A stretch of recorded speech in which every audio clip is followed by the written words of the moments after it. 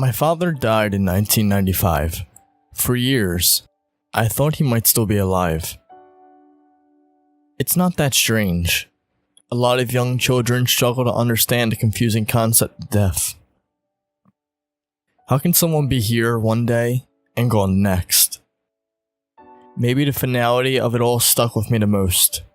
I convinced myself that Dad only went away for a while. The priest who spoke at the service filled my head with this misguided idea. He seemed like a nice guy. He shook my hand hard and held Mom while she cried. At the end of the wake, he talked to the guest about my father's life. He mentioned Dad's time in the military, and how much he loved his family, and how much he loved basketball. Then, he ended with one final line. Someday, we will all be reunited with Timothy. Amen. I thought about that part a lot. In my baffled adolescent mind, something about the words made sense, just in all the wrong ways. The whole experience never felt real. Dad had promised to take me to Disney for my 10th birthday. He promised to take me to a bar on my 21st. We had plans. Dad would come back. He always did. Who would walk my sister down the aisle? Who would be there at graduation? How could someone so crucial to my existence just disappear? I told myself the priest had to be right. Dad was around. We just needed to find a way to see him again. In the weeks that followed, phone calls and visits from extended family and friends started to flicker out. My mom went back to work. My brother and sister went back to college. Our family routines became abandoned. Holidays turned into a hassled chore, at best, and we never really went on vacation again. Most days, it was just me at home, alone with a basketball hoop and a brick wall. I read about death a lot on the internet. Some people said there was always ways to see the dead. Some people said they were always with us, but nobody had much information on how to bring them back. I checked everywhere. Most websites talked about the dangers of reanimation and the reasons why it's bad. I ignored them and kept looking. Eventually, months after the funeral, I found the answer to my question. The website called itself fixyou.org. And I can still remember the neon lettering and corny graphics on my crappy computer monitor. The site had two tabs, Incantations and Contact Us. I clicked the former and waited about 20 minutes for it to load on our dial-up connection. Red text appeared after a moment. FixYou employs both technology and spell work to enable communication between living souls and the dead. All information is to be used with extreme caution. Please view the next page to see if you qualify for disclosure. I clicked past the warning without even hesitating. The following page showed a form requesting my name, age, and address. I entered it all and selected Next. A green checkmark appeared. I guess I met the requirements.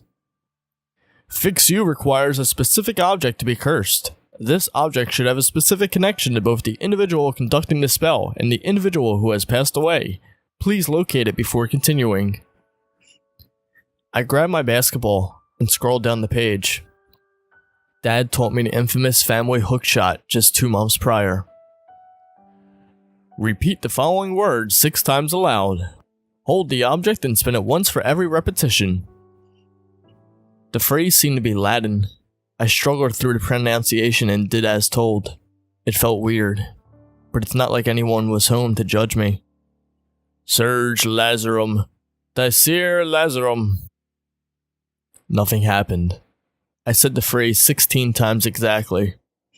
I searched for a non-existent button on the website. Frustration built up inside me like a powder keg. Now what? I shouted to my empty room. The website seemed to respond. I did not click anything, and yet the page refreshed. That seemed pretty crazy to a young kid on the internet those days. A cartoonish genie with a word bubble displayed on the screen. Tonight, you will dream about your loved one. Think about them as much as possible. Hold the object close. If the spell is done correctly and the individual would like to communicate, you will make first contact in your dreams. I followed the instructions and tucked myself into bed at 9 o'clock. Excitement replaced frustration. I clutched the basketball harder than ever before. I thought about all the best times with my father. At the park, at the mall, at the movies. That night, when I fell asleep, I did dream about him. I dreamed that Dad lived in a cabin somewhere out in the woods. I visited on a dark, rainy night, and he explained everything once we got inside. My mom and he had gotten into a fight. She just didn't want him around anymore. He had to hide from the government, and nobody could know where he lived. Death never came. Death never even became a topic of conversation. It felt too ridiculous to even suggest. Dad sat right in front of me. I told him about school and the upcoming summer and everything that was going on in my life. He smiled and listened. He even made me dinner. And then, as suddenly as the dream started, it ended. I woke up in a cold sweat and cried for an hour. The horrible teasing effect of the whole situation was the worst part. It seemed so real. He looked exactly the way I remembered. I wondered whether the website made me dream about him. Doubt left my mind as the memories welled up in my head. We just needed a little more time. I rushed back to the old computer in my bedroom immediately after breakfast. I loaded up fixu.org and waited for the dial-up modem to connect. When it did, I nearly fell off my chair. You have completed level 1 of contact. At 2 o'clock Tuesday morning, wait outside the address given. Bring your cursed object.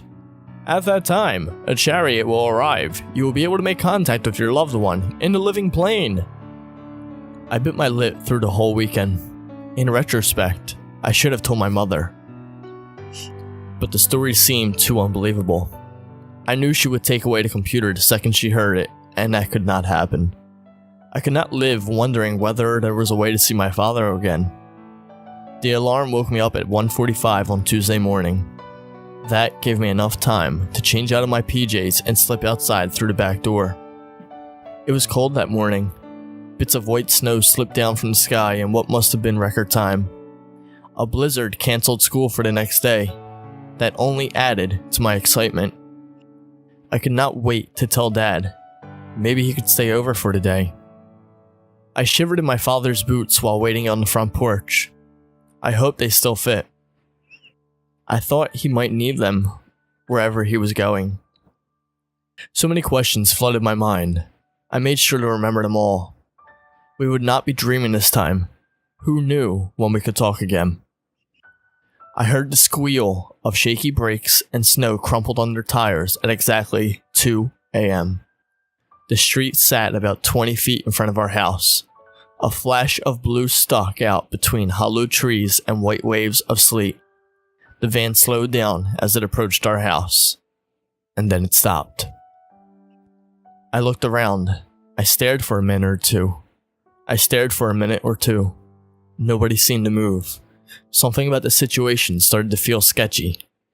Could the dream have been a coincidence? A door to the van popped open. The quietness of the snowstorm seemed to add to the eeriness.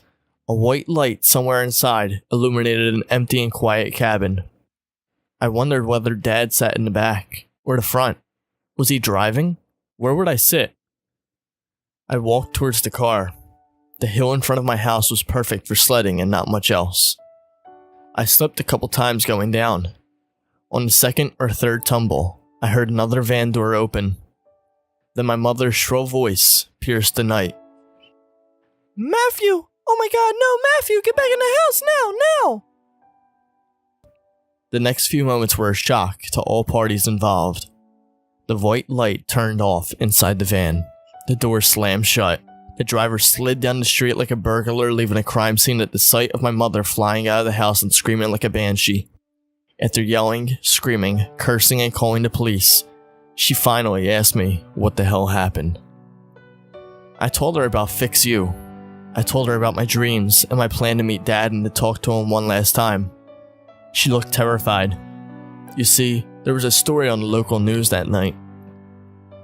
Several children in the area had recently been adopted. The newscaster said they did not have much information available as of yet. The police had not even narrowed down a list of suspects. The only lead cops had at the time still gives me the feeling of ice water running down my spine. The individual lured young victims online.